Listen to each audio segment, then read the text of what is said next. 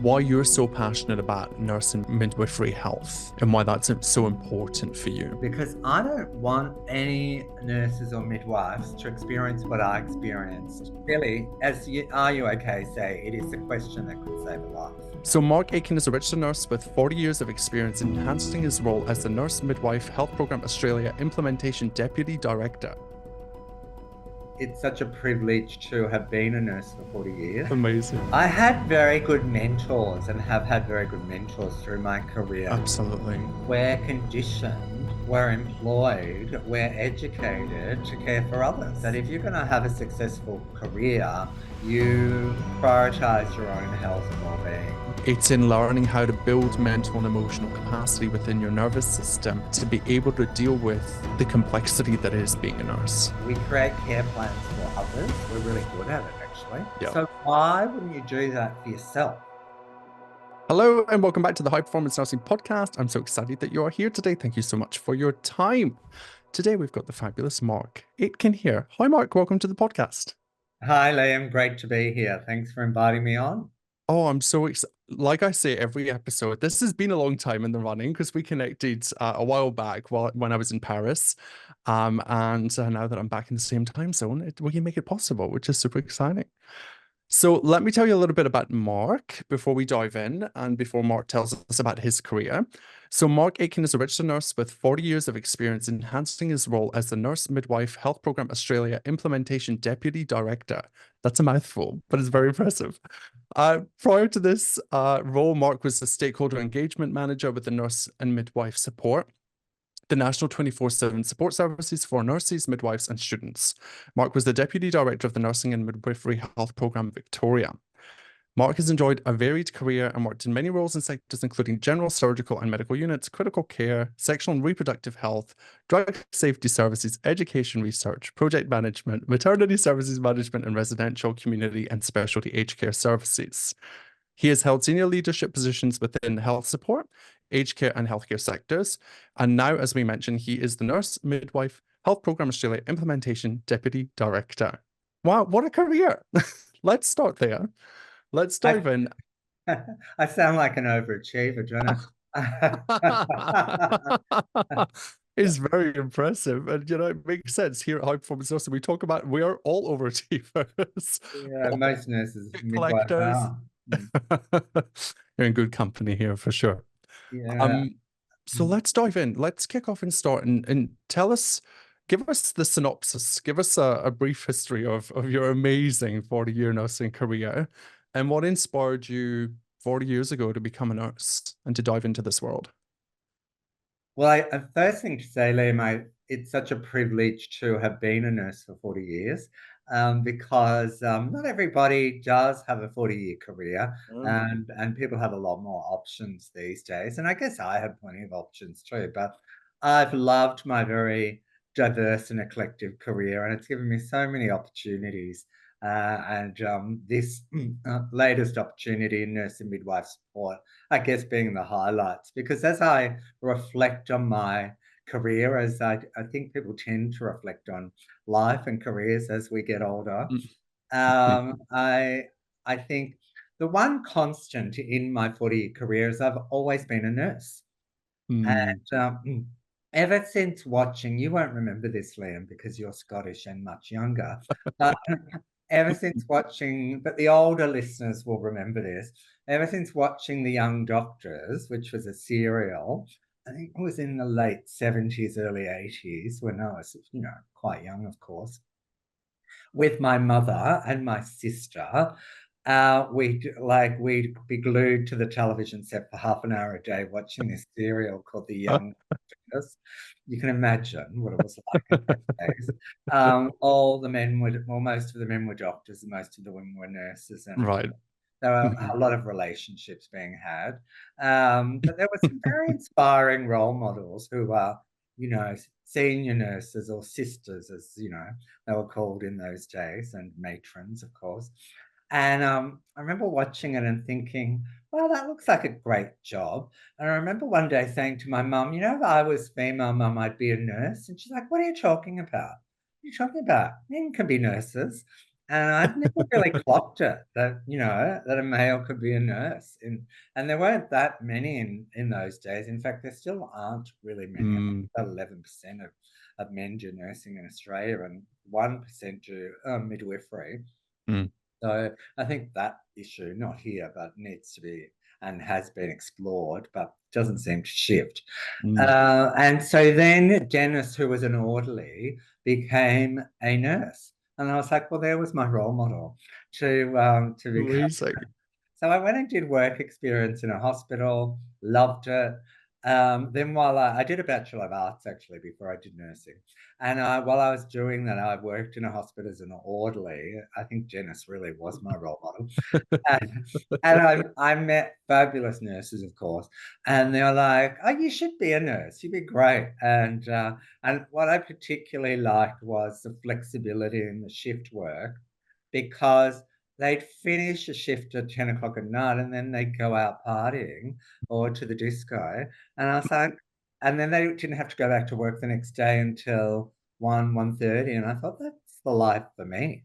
Amazing. And I guess the rest they say is history. So I'm hospital trained. I trained at the Royal Melbourne Hospital started in 1984. I was a student nurse then, but I clocked that as when I became a nurse because I really believe that students of the profession are nurses or midwives if they do direct entry, midwifery. And it really is an identity that, that you form and forms you from the beginning. And Mm, a lot of nurses and midwives I meet say, look, I always knew I wanted to do this. And Jackie Shaw, the wonderful Jackie Shaw, who worked with us in nurse and midwife support, I did a podcast with her, and she said, I've always been a nurse, I will always be a nurse, and I'll die a nurse. And mm. it really connected with me, the strength of that identity. Yeah. And of course, you've really outlined a lot of my career. Um, my experience of burnout in nursing is well documented, and you could read my story in the nursemidwifehpa.org.au website. But when I worked in critical care, in intensive care, actually, it was in the 90s. And a lot of my peer group and a lot of people we were caring for had HIV and had AIDS defining illnesses. And that was very confrontational for me because there were people some were people I knew, some were people that I knew of, and some were just part of my community. Mm, And and I think I was really the emotional labor of that was too much for me, and I had to leave. I didn't understand burnout at the time, but I came to understand it, and so I left. And you would think that you wouldn't do this, but I actually left and went and worked in sexual health HIV nursing right. um, because I really felt like if I was going to give completely, I needed to learn how to do it properly. I needed to know how to counsel people who are often at the end of their life, and I needed to look after myself. Mm, mm, And that, working in sexual health HIV nursing taught me all those things. I did a graduate diploma in sexual health counselling in Sydney. Actually, I moved to Sydney and worked at the Sydney Sexual Health Centre. And then I had a counselling caseload after I finished the counselling qualification. Had an amazing time there, an incredible group of people. mm. And then I sort of did that. I came back to Melbourne. I thought I wanted another change. This is quite strange too, that you would have these big events in your career that were very, emotionally full of emotional labor. Mm. And I would go from one hot pot into the next. So I went into aged care, Right. Yeah. where I had a great 16-year career. And I thought that I could, fix that at what was, essentially a broken system. And I Mm, can say that because we had a Royal Commission that showed us it was mm, broken, mhm, and it's being rebuilt still at the moment.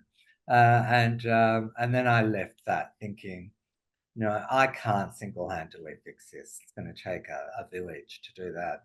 Yeah. And unfortunately, that's happening. And then I thought, oh, you know what, this could be it for my career. And then a friend phoned me and said, they're setting up a new support service for nurses and midwives. They're looking for people, and you'd be perfect at that job. So that was the nurse and midwife support stakeholder engagement role. I didn't Mm. actually even know, Liam, what a stakeholder engagement officer, that was the title, did. And I read a book, and I I asked a love few it. people, which is what nurses do, of course. And then I went to the interview and I got the job. And I had a great 7 years promoting that service, Mm. talking to nurses and midwives throughout Australia. I mean, amazing people. And I have my own podcast of Nurse and Midwife Support, still on the website there Mm. if anyone would like to listen. And that idea for a podcast came from a nurse I met at a conference. And this hilarious story. They were like, so what do you do? And I explained the service.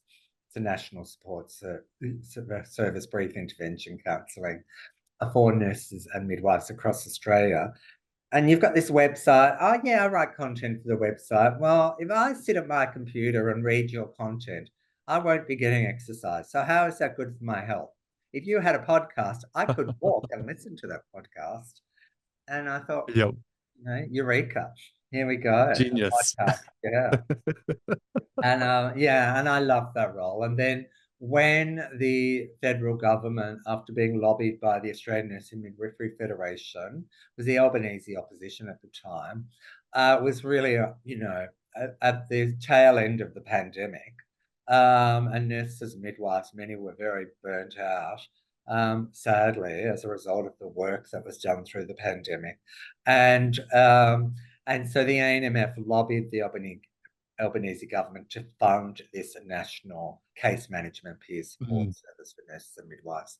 And I was asked to be part of the team to go and set it up. And that's what I've been doing since January 23.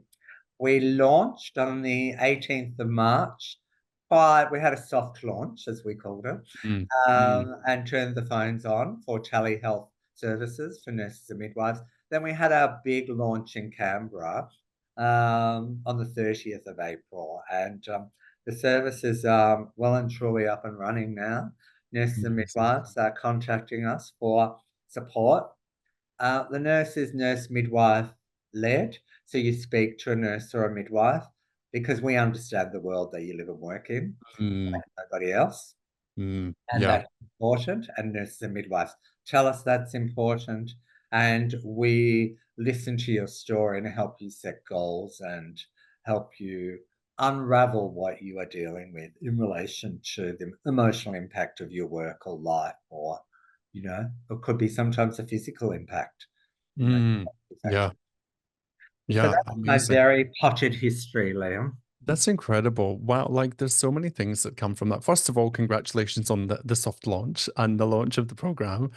And congratulations on such an amazing career. I think that people listening would be curious, given our amazing high performance nursing audience.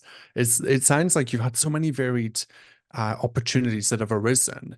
What was it for you that allowed yourself to just go for those opportunities? Like, did you have a lot of imposter syndrome and fear and doubt in going for these opportunities as you built your career? And how did you navigate that? Because I think some people would look at stakeholder engagement and they go, I can't do that. I don't know what that is. They would step out at that point. What do you think was different for you? I had very good mentors and have had very good mentors through my career, Liam. And I think mentors in nursing midwifery are very important because we Mm. all have that person in our career or our job that we look up to. That, when I was a younger nurse, I think when I kind of am a few years forward in my career, I'd want to be like you. And I would often tap people on the shoulder and say, "Hey, can I buy you a cup of coffee? Because I really like to talk to you about how you got to where you are in your Mm. career." And you know what? Nobody ever said no. Right, of course, yeah. And I think they were perplexed that because I think nurses are generally very humble people, and I think they were perplexed that I was asking them that. Mm. It's like, "Oh, I'm just doing my job," and I'm like, "Yeah, well, I really admire the way you do your job." Yeah. And I'd love to talk about, how you got to where you are and any ideas you might have for, or any advice that you might have Mm, be mm, happy to share with me. So that's really what's happened. And the other thing I did was I took most opportunities that were given to me. yeah. Um, and and it might not be always right for you as a nurse or a midwife to take that opportunity, but a lot of people shy away from change or opportunities because it's the unknown. Mm, If somebody's asking you to do something, the chances are it's because they've noticed something in you that they think would be perfect for the job there or the opportunity they're asking you to do. mm, So it's my advice is don't just jump into that. Ask a few questions around it. And I think primarily ask, okay, this is great. Thank you for that opportunity. And if I avail myself of it, how will I be supported? yeah, I love that. In this day and age as well, LinkedIn is a great platform for people in their careers to connect with other people and slide into the DMs and ask them, how did you get to where you are? And have a virtual chat if you can't chat to somebody in your organization. There's so many ways that you can do it, which is awesome. I love that advice. I would love to know why you are so, and this seems like a silly question, but I'd love to hear your answer to it.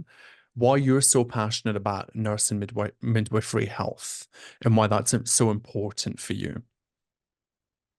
Well, it's important to me, Liam, because I don't want any nurses or midwives to experience what I experienced when I worked in intensive care and I felt the impact of the emotional labor of my work. I know that they do, and I know that will continue to, Mm. but I'm actually on a mission to eradicate burnout from our profession. That's a Like, big mission. yeah, I love it. that's my North Star, right? That's like Yeah. my guiding sun. It may never happen, it probably won't happen, but if we can raise awareness of the risk of our work around around burnout and health impact, um, we do very intensive work as nurses and midwives, and as I said, there's a lot of emotional labour that goes with that, and we don't always recognise the early warning signs that our health or well-being is being affected by our work. Mm, And sadly, um, people get recognized when the issue becomes full blown. So it's either a complaint's made against them or mm, they can't stop crying. They don't want to go to work anymore. They've lost the joy or the interest in their work. They're being rude to patients or relatives or mm. their colleagues. And I think that's not good for anybody. Yeah. That's not good for you as a nurse or a midwife, and it's not good for the people we care for or the people we support in the work that we do. So Mm, I think, the reason I'm passionate about this is that I want nurses and midwives to connect with the fact that it's okay to look after you. And in fact, it's not just okay, it's vitally important mm, that you mm, look after you and your health and well-being. And that's why I love the Are You OK organization, because mm. and I've written articles on this and they're on the Nurse and Midwife Support Yeah. website. And I think the first thing to do is check in with yourself. Ask, am I okay? And Mm, if the answer is no, reach out for support to our service, to nurse and midwife support, to an employee assistance program, to a trusted colleague or friend or family member to give you support. And if you do ask yourself that question, am I okay? Then you have capacity to ask a colleague that you mm, recognize is not traveling so well, is a bit of out of sorts, or is not the person they usually are, and take them aside and check in and ask if they're okay. Because yeah. really, are you okay? Say it is a question that could save a life. Absolutely. Yeah. And I think that given the context in which we work, and I'd be curious to hear your thoughts on this, but I often talk about us, nurses being in giving debt. Like we give so much to others. And like, I love the idea of like being in the negative bank balance of like, we give so much to other people. and we don't often allow ourselves to receive back. And I'm curious if that's been your experience as you've built these services. Is what are some of the resistance, or what's the resistance for nurses, in your opinion, to receiving and being open to receive help and support, or is that not an issue? No, it is an issue, and I think it's because we're conditioned, we're employed, we're educated to care for others. Mm. Like, we don't go into these professions and people say, "Oh, you're coming in here to care for yourself." Well, I've never heard that. I probably never will. I mean, care is really at the heart of what we do as nurses and midwives, and that's Mm. care for others. Of course, what we do is very complex and it's a lot more than care. Yeah. But it really is, I think, at the heart of what we do. So I think we need to start having those conversations. Like, and I have them with student nurses and midwives regularly, that it's vitally important that you actually realize that if you're going to have a successful career, you prioritize your own health and well-being. Mm. That's not Yeah. selfish. Yeah. That's not like, not being a caring nurse or a midwife. That's like recognizing that if you don't care for yourself, first and foremost, then you won't have anything in your tank left to be able to care for others. Right. In fact, Yeah. if you care for yourself and if you feel cared for by your organization, your colleagues, your workmates, then you'll actually be a better nurse Mm. and or midwife. Mm. It's just a Yeah. no-brainer. Yeah, and you'll enjoy your work. Yeah. And there are so many strategic byproducts to looking after yourself. You're preaching to the choir here because, as every nurse does, I struggle so much with my own self-care, looking after myself. I feel like it's this constant relearning how to care for yourself. I'm amazing at giving to others, but when it comes back to me, I'm like so good at being like, no, I'm not going to go for that walk today. That I know, it gets me into the mental state to do the work that I need to do, or to go to the gym, or to go and do the thing that really lights me up, that's got nothing to do with healthcare, nursing, or work. And I think that it's us building those systems within the healthcare system, but also within our own personal lives, to increase our mental and emotional and physical capacity to give back to ourselves. I totally agree with you. I feel like a lot of the grad nurses that we work with, they always come to me and they talk about, like, how do I build a sustainable nursing career? And they think that it lies in certificates and CPD and, postgraduate degrees and diplomas and getting from grad nurse to director of nursing within 3 minutes. And I'm like, no, it lies in prioritizing your health and your well-being. It's in learning how to build mental and emotional capacity within your nervous system to be able to deal with the complexity that is being a nurse. And I just feel like that's like, I don't know, that's my 2 minutes of my sum of what I think the challenge is. And I'm curious about, like, NMHPA is one aspect of that. Um, what do you think the system could be doing collectively, or is this the starting point? Is this the catalyst to make sure that we start having these conversations at all levels, from undergrad and beyond? Yeah, well, this is part the Nurse Midwife Health Program Australia is part of it. I mean, we're seeing people with quite complex health issues, and it's like I said before, Liam, it's that's good that we're here to support those people, but I'd much rather that people didn't get to that point. Right. That they recognize the early warning signs of not being well, not being okay, and they did something about it much earlier. In fact, I'd much rather be in the space of health promotion and early intervention. Mm-hmm. And that's, of course, what we all want for our healthcare systems, because we'd have less chronic illness to deal with then. And, I mean, there's whole policies, government policies about health promotion, but we never seem to quite get there in Mm. in relation to reducing people with chronic illness. I mean, we do in some ways, like, smoking and traffic accidents Mm. and then, something else comes along like vaping that, tries to nicotine people. So, it's all quite complex. But yeah, my advice to the listeners would be health promotion, early intervention. create your own self-care plan. Mm, We're nurses, we're midwives. We create care plans for others. We're really good at it, actually. yeah. So why wouldn't you do that for yourself? Right. Of course you would, but Mm, you don't take the time to do it. So hmm. carve out the time in your week, in your life. I know that's not all easy for people. A lot of people are working several jobs because of the cost of living, and to make ends meet, and they have competing priorities in life. But I think if you take some time to create your own self-care plan, and there's a really good template on the Nurse and Midwife Support website, and we'll get there at NMHPA. And if you just put into the Nurse and Midwife Support website, self-care plan, you'll see a template, and Hmm. set intentional goals for your self-care. Mm, Okay.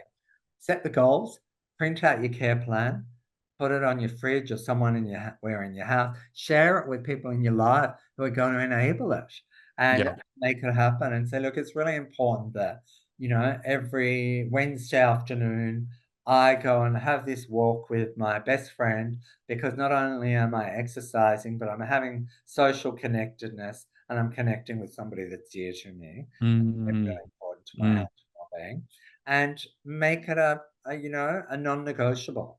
That's yeah. something I need to do in my week to feel okay. And believe me, if you support that, you being my partner or my family or my friends, then I'll be a better person to be with.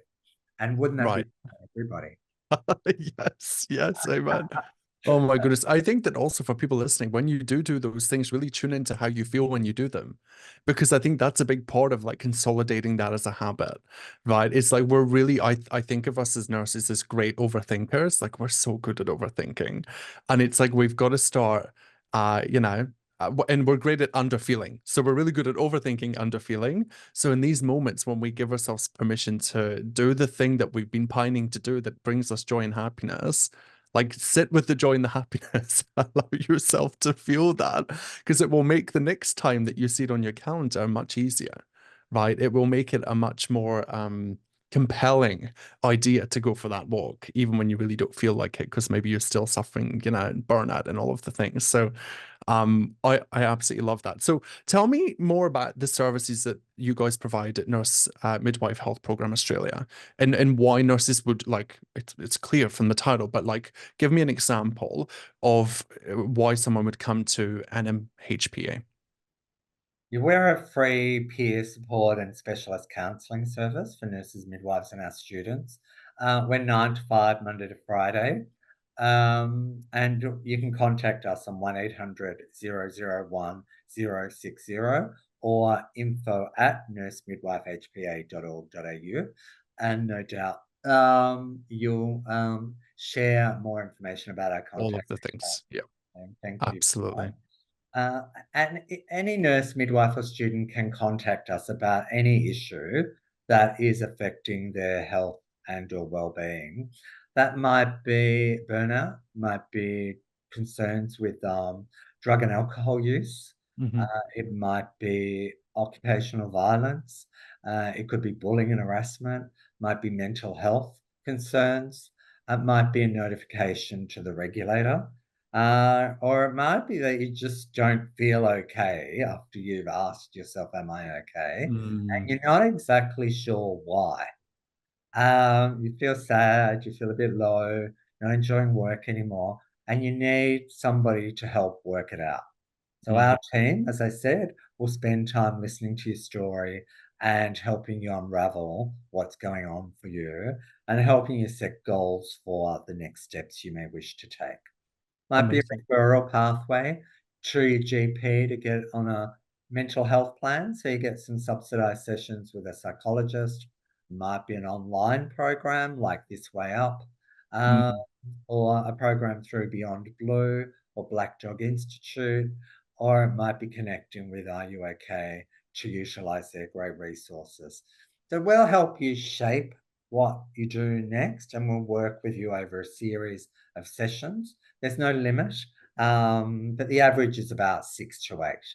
yeah, Um, well, the good thing is, as I said, that you speak to a nurse or a midwife who understands the world you live in. Mm. And that's so important. Like, I remember back when I was feeling all of those things you just described there. And I was trying, this was years ago, pre-pandemic, and I was trying to find like a nurse career coach. That's why I came to exist, because I was trying to find someone and I couldn't find them. And I love that now you can access this amazing service and get all of the help and support that you need. And it's completely free, which is fabulous. And it's confidential. And it's independent. Can you talk to us about the confidentiality and the independence? Because I think a lot of people are scared, right, to talk to anybody, just based on their experience in the industry and in the system, especially if they've been bullied by a direct line manager, let's say, or a peer. So what does that look like for people that are using the service? Yeah, so we're a confidential service in that we're not going to share your information with anybody. We obviously record information for our database, our client management system, because we need to report on general stats to our funder. That's really Mm, demographic data, like whether you're a nurse or a midwife, where you might live in and work in Australia, your age group, and your presenting issue. But that's it. We're not providing names. mm, mm, And in fact, we don't check registration status. So if you didn't want to give your real name, you don't need to. You could yeah. you do need to give a name, which is different to nurse and midwife support. But you could choose to give us a made-up name, and that's okay. And look, Mm, people do some from time to time do that, and then they engage with our service. We garner their confidence, then they mm, go, "Look, I need to tell you that's not really my name." We're yeah. like, "That's okay. Yeah. Fine. Yeah. We can I change it. love that. We can leave it." Yeah. Yeah. Well, you just like reduced all barriers to entry there for people that are worried about that, because I think that that would be a real fear that a lot of people might have, which is just incredible. One thing that I love about this program is, well, there's so many things I love about it, but I love the branding and the aesthetics. I know that's completely irrelevant, but I love the design and how bright and fun it feels and how modern and clean it is. And I know that a lot of work would have gone into that, so I think that's amazing. But I also love the stories and the sharing of the stories of like real nurses, real nurse stories. And I think that that adds to the connectedness for people that are using the service, because they know that, there's people that have walked ahead of them that they're not alone. Sometimes I think that we can be so immersed in whatever we're experiencing that we just think that we're the only person in the world that's experiencing that at that point in time, right? So to be able to go online onto the site and to scroll through it and to see somebody that's experienced drug and alcohol challenges, or somebody that's experienced stress, or a new grad that's potentially not been supported, what I love about it is like it's very broad. Like there seems to be no parameters. Is that right? Like there seems to be no kind of like rules about you can talk about this with us, or and you can't talk about that. No, you're absolutely right, Liam. You can talk to us about anything confidentially. Mm, Um, Obviously, we're nurses and midwives too, so mandatory notification applies. yeah. Uh, But at Nurse and Midwife Support, we never notified anybody because, firstly, we didn't know if that was their real name or not. But we all know that people have much better outcomes if they self report. Yeah.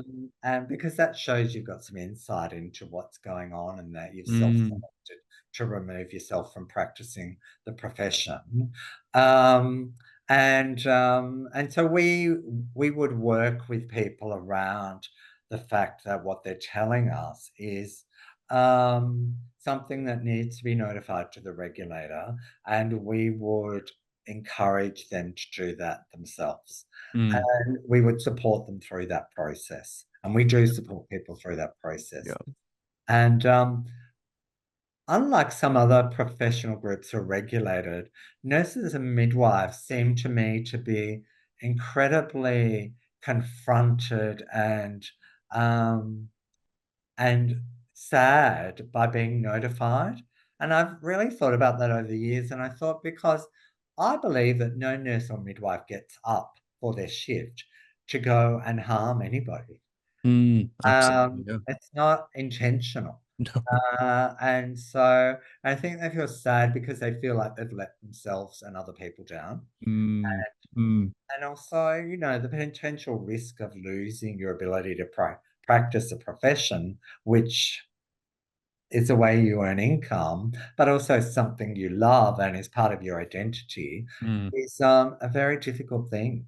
yeah. So, we have compassion for people who are Mm, experiencing these sensitive health issues, and we support them to get on a pathway to a healthier them, which is yeah. the tagline, by the way, a Yeah. pathway to a healthier you. I love it. I think it's great because, but I also think that it's beautifully like holistic in nature as well, right? And it really helps people that are using the service see that it's not just going to be like a band-aid solution. We're not just trying to mask over something. We're getting to the core of what it is that you need help and support with. And on that in that journey, you're gonna uncover other things that might potentially pop up. You know, you might have presented with stress, but you might also be consuming drugs and alcohol as a coping mechanism. And I 100% agree with you. I think that whenever we make an error or we have a situation in our nursing career, it usually is compounded by unresolved long-term stress that we've been experiencing, that we've not had that co-regulatory support that we need to be able to work through that. And I think that that's obviously like sometimes even just talking to someone is enough to be able to solve an issue or just have a moment of awareness that changes everything. So it's just incredible to have access to that. And I was talking to somebody a couple of weeks ago that's in New Zealand that runs a charity for nurses. I'm Jackie O'Connor, and she runs Heart Place Hospital. And it's she was like so jealous that in Australia we have this service. She was like, it's incredible and it's amazing. And she's kind of doing the same thing, but just from a kind of solopreneur standpoint, which is incredible. But it is really such an incredible service that we have access to. I'm curious what has come up through this process of launching this that surprised you about what nurses and midwives need. I think what surprised me, Liam, is the the complexity and the depth of the issues that people are contacting us about. I mean, I knew that we wouldn't be a service exclusively for the worried well. Mm, Um, but I think what I am surprised at is how complex the health and well-being issues are that people are contacting us about. And I think that's really a sign of the times. There's a mm, lot of people are doing it tough, yeah. and a lot of nurses and midwives are working with a very low tank of fuel and resilience and resources.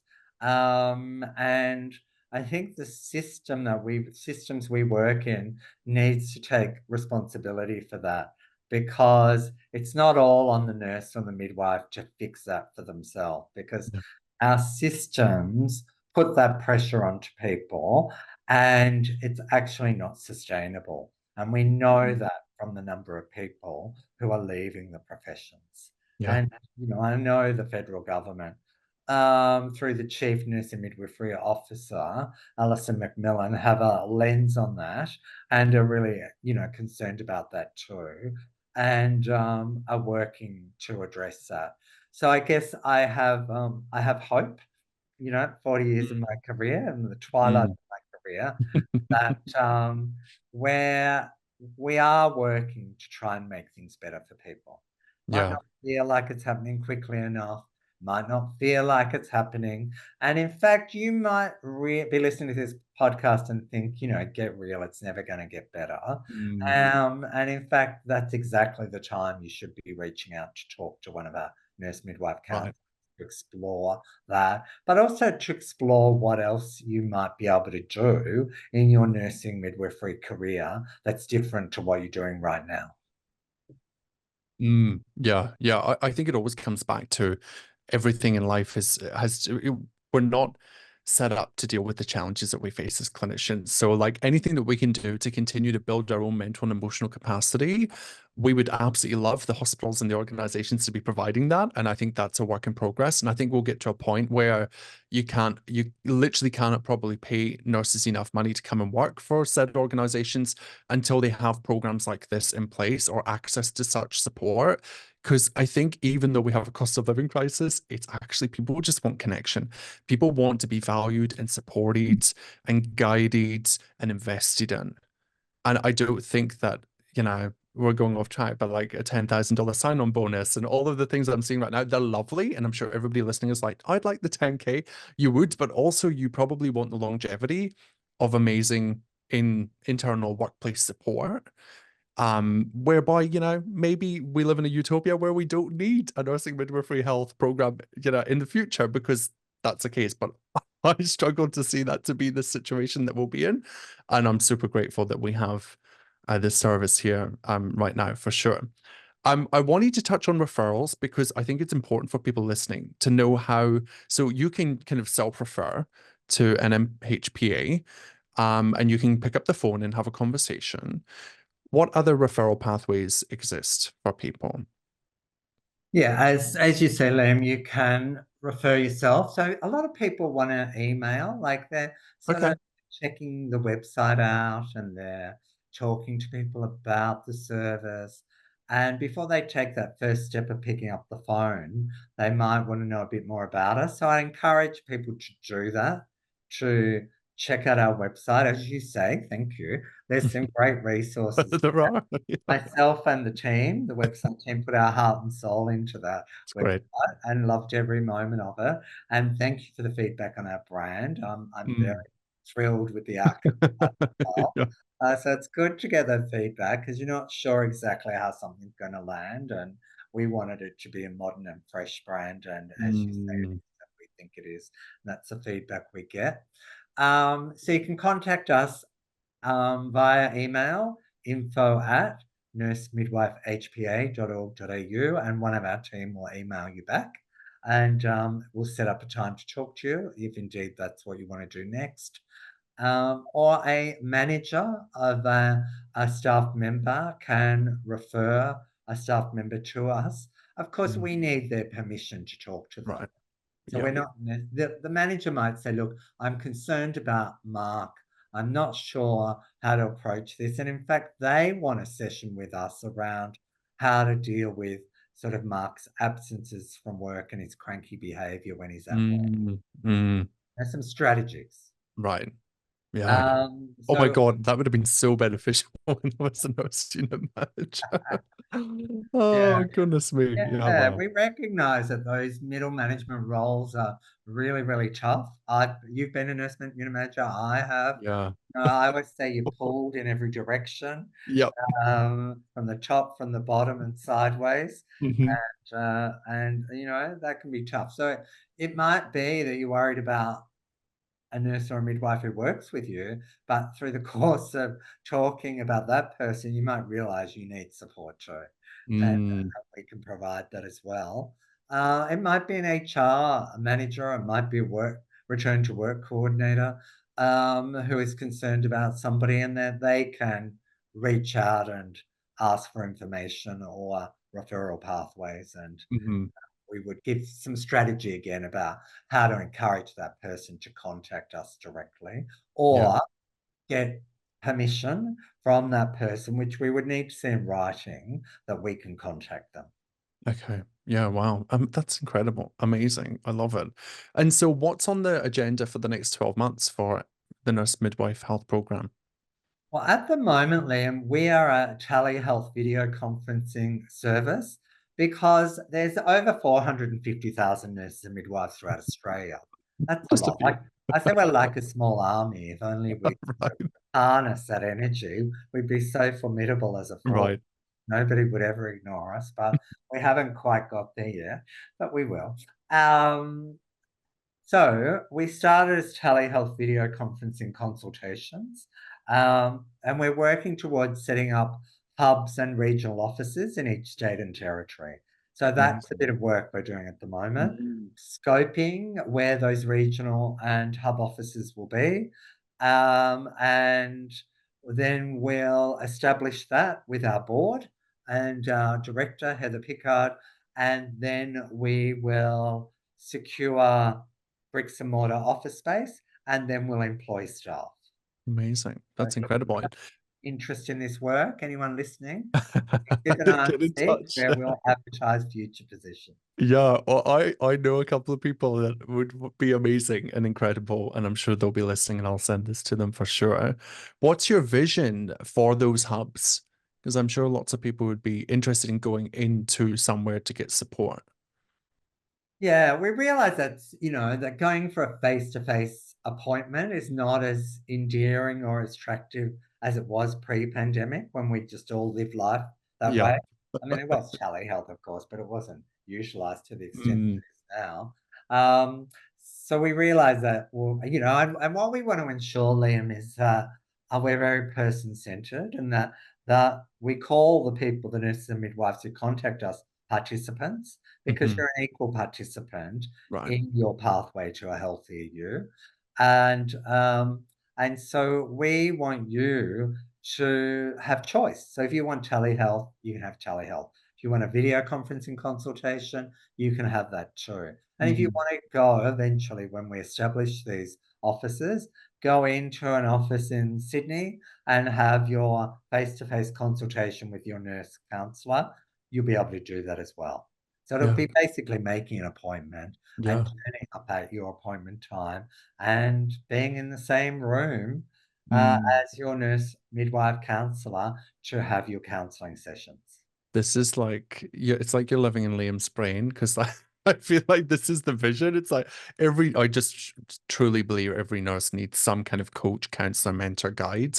And I'm not really fussed about what that looks like, as long as people have access to people that are trained in this so that they can get the support that they need. So I love that idea. And I think that as nurses, it'll be interesting to see the uptake because I'm sure more people will enjoy the connectedness that comes from being in person.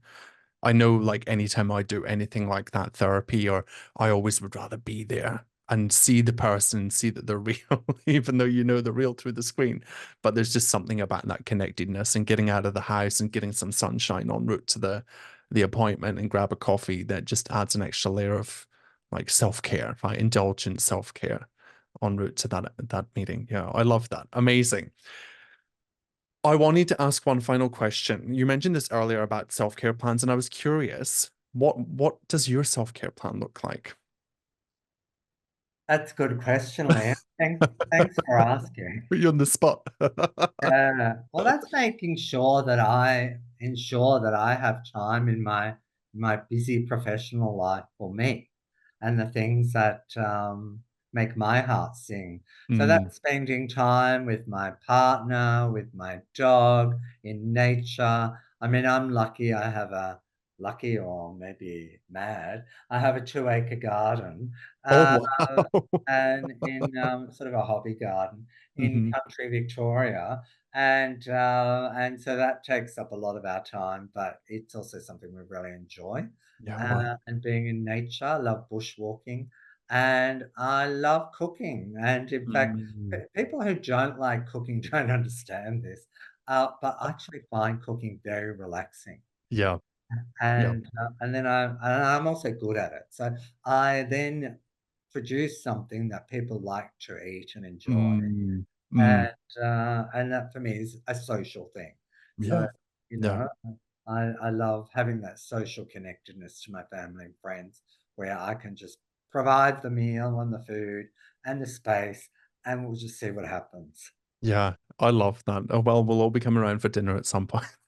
Just invite the thousands of people Oh, listening. you're almost welcome. I Oh don't my know if I can goodness. fit all those 450,000 nurses and midwives in to my home, but we give it a crack. I mean, we've got 2 acres. We could have a garden party, couldn't we? Oh, I love it. Well, thank you for being an example of like implementing, creating a self-care plan and implementing it and finding those things that light you up. I think often as nurses, we lose touch with those things because we get caught up in the work and caught up in the shift work. And I know I neglected a lot of things I used to love doing. And it's getting back in touch with that, which I'm sure is part of the process in creating a self-care plan through the service. So I love it. Thank you so much for your time and thank you for sharing your career, the service, for bringing this service to life, being a part of the team that brings this service to life. And I'm sure there will be people from the team that listen to this. So thank you, from Nurse and Midwife Health Program Australia. Any parting words of wisdom for people that are listening? Well, of course, look after yourself. And in the process of looking after yourself, if you identify you're not okay, reach out to us, 1-800-001-060, or the website, nursemidwifehpa.org.au. And, and look after your colleagues as well. And help spread the word about this service too. A call to action, I think, to your fellow Mm, listeners, Liam. It's really important that other people get to know about this service. So yeah. our stakeholder engagement coordinator, Taylor Vella, who's based in Sydney, is starting with us next Monday. And she'll be doing a whole lot of conferences and events and presentations. Uh, Mm, we've also got a Nurse Midwife Health Program Australia ambassador program. So if you think this is a good idea and you're invested in health and wellbeing and the health and wellbeing of your teams, then jump on our website, send us an email about your interest in being an ambassador. And once Taylor's up and running in a few weeks, then she'll be getting those ambassadors together to help support them to spread the word. amazing. I love that. Yeah, we're gonna work towards that goal of eradicating burnout and preventative health for nurses. I love it. Thank you so much for your time. Thank you everybody for listening. Until next time, stay safe and stay forever curious. We'll chat to you next week. Hey, thanks so much for listening. I'm so privileged that you spent your time with us here today. Hey, can I ask a favor? If you know someone that would benefit from this podcast episode, please share it with them. The more you share, the more we get in front of amazing nurses and we're able to help them see that nursing on their terms across their career is totally possible for them. So I'd love if you could do that. Now, I will see you in the next episode next week. Until then, let's make this year the year that you nurse on your terms. Are you ready? Let's do it.